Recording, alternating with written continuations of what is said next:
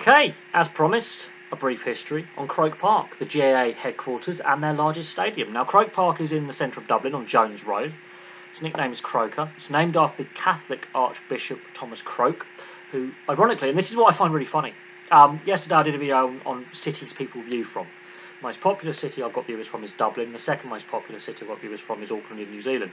Thomas Croke was at one point Archbishop of Auckland in New Zealand. That's a twist of fate, that is.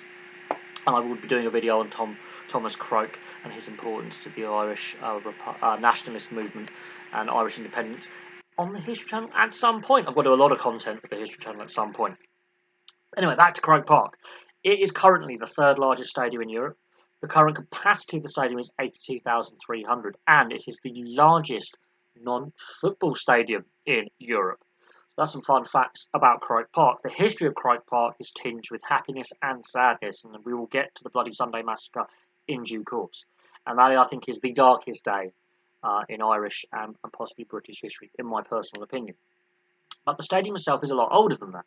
It goes back to 1880 when they first start construction. So they break ground on Croke Park in 1880. 1884 it is finally open to the public as it then was. 1908, now this is a key moment. This is where the GAA finally get involved. GAA member Frank Deneen purchased Croke Park as it was then for £3,250. That was a lot of money back then. It's a lot of money now. I'll have to do a calculation on how much that's worth now. But £3,250 back in 1908. That's a lot of money. That is a ridiculous amount of money. Not long after, Frank Deneen has purchased as a private member of the GAA in 1908. In 1913, the GAA itself, as an organisation, purchases the stadium of Deneen for £3,500. That's just before World War One. Now, this is where the history starts getting a bit dark. And when I say dark, I mean a dark stain on history. So in 1917, well, they're still expanding the stadium. This is during World War One. We've just had the Easter Rising in 1916. 1917, the Hill Terrace is constructed. It's named Hill 60 to begin with.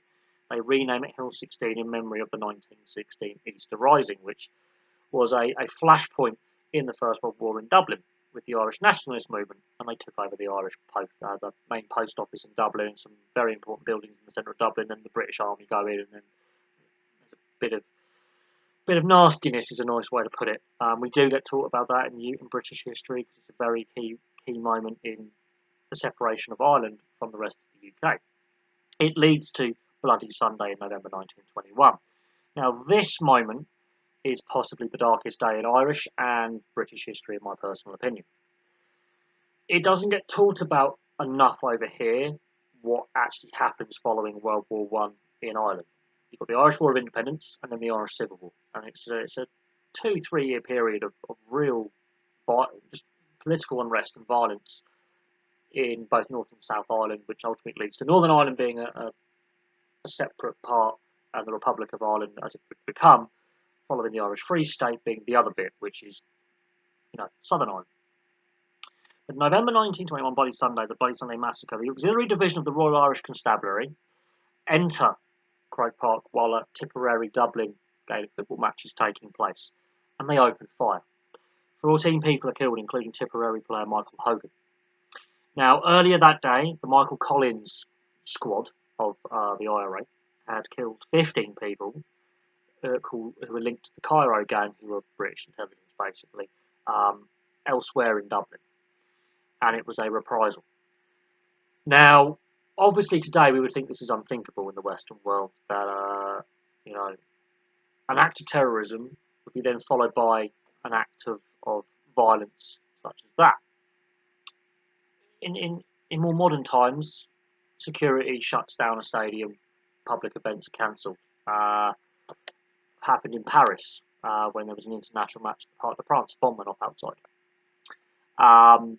But it's almost unthinkable that government forces would go in and start shooting civilians in your own country. Because at this point, Ireland is still part of the UK. That would be unthinkable today. That in the Western world, that there's been an act of violence somewhere else in a city, and then as a response to that act of violence, government forces shooting people. It happens. It does happen, obviously, in some parts of the world where there's conflict, but in the Western world, this is unthinkable. But it happened, and it's this is how important the GAA and the amateur status and preserving Irish culture is.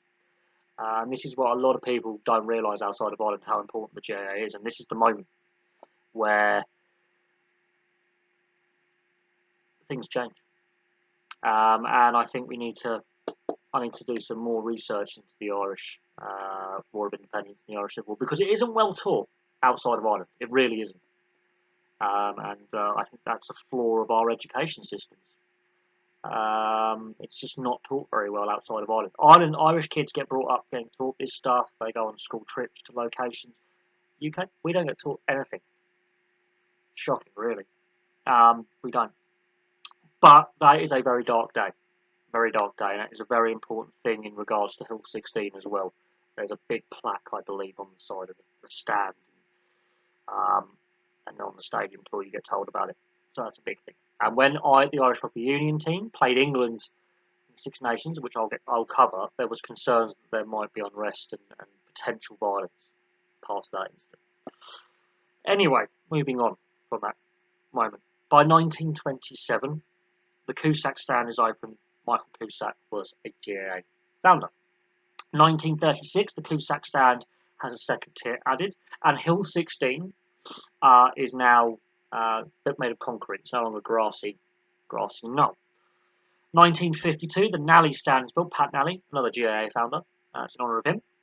1959, the new Hogan stand is open. That's obviously in honouring Michael Hogan, the player that was killed during Bloody Sunday. 1961, the highest ever attendance is recorded at an All-Ireland football final of 90,556. That's Offaly versus Down. 1966, seating in the Cusack stand, right, means now the max attendance you could have at Croke Park at the time was 84,516 until redevelopment. It's 1984 that the GAA decided to start modernising Croke Park. A design is brought in by 1991 because of the pitch dimensions of the GAA being bigger than an association football rugby union field. The stadium has to be a bit different. They also want the crowd as close as possible to the action. So it impacts how they rebuild the modern Croke Park. So in 1991, the final design is given to the GAA.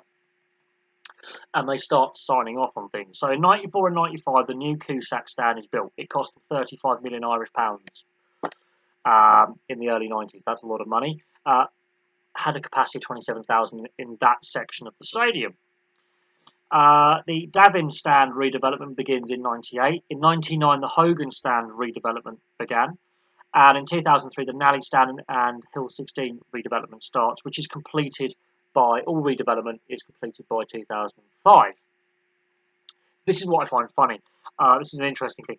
Floodlights were first permanently installed in 2007 because the GAA likes playing their games in daytime. Rugby union. Some of the rugby union matches at that time in February are played in the evening. That was in time for Ireland's first match against France in the Six Nations. Now, the first GAA match played on the floodlights was Dublin versus Tyrone. 81,000 fans turned up for a first ever floodlit game. That was also in 2007. Now, this is the important one. Going back to Bloody Sunday and the vote GAA took to temporarily amend some of their rules in regards to non-Irish sports being played at GAA facilities. The Irish rugby and football teams had no home ground because Lansdowne Road was being redeveloped at this period, so the GAA had to vote. Now, the vote passed with more than 11 majority required for a passing. There were still a fair few GAA members who voted against allowing the Irish Rugby Union and Irish football teams from playing their home matches at Croke Park. Now, between 2007 and 2010, this is what happened while Lansdowne Road was being rebuilt. It went a little bit longer than the GAA expected. But Ireland start playing there. Now, on the 24th of February 2007, and this is so vital, considering what had happened Bloody Sunday at the beginning of the previous century, in the 1920s. England played Ireland at Croke Park. And there were concerns from many in Irish society, not just GAA members, but many, that there would be disorder and violence um, because of the national anthem of England, God Save the Queen, being sung at Croke Park, considering what had happened in the 1920s. Thankfully, it was a respected silence while the anthem was being sung, except by English fans, obviously, who were singing along.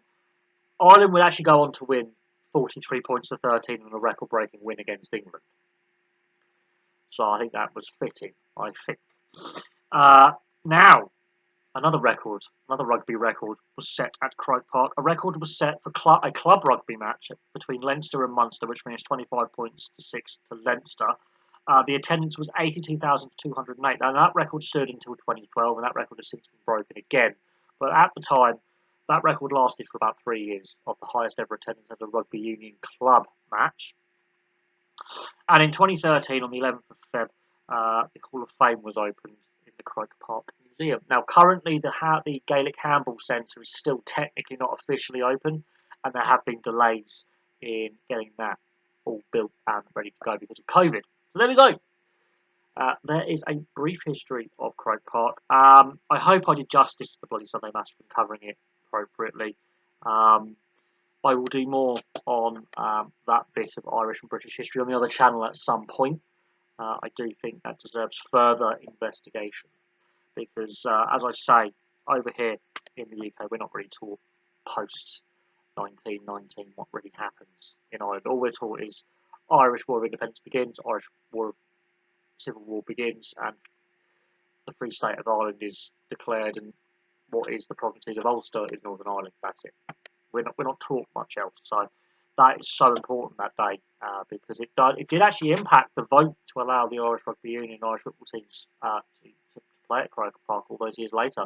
There was still, I think, 90 odd GAA members who had voting rights who voted against allowing the rugby union football teams to play their home internationals at Croke Park. There was still about a third of members voted against. So they had to make a special amendment, temporary amendment to their rules to allow that to happen. So there we go. There's a brief history of the GAA headquarters and stadium of Croke Park. Thank you very much for watching. If I've missed anything or if you want to add anything, please feel free to add in the comment section below. And from me, thank you very much for watching. I will have some more content for you very, very soon.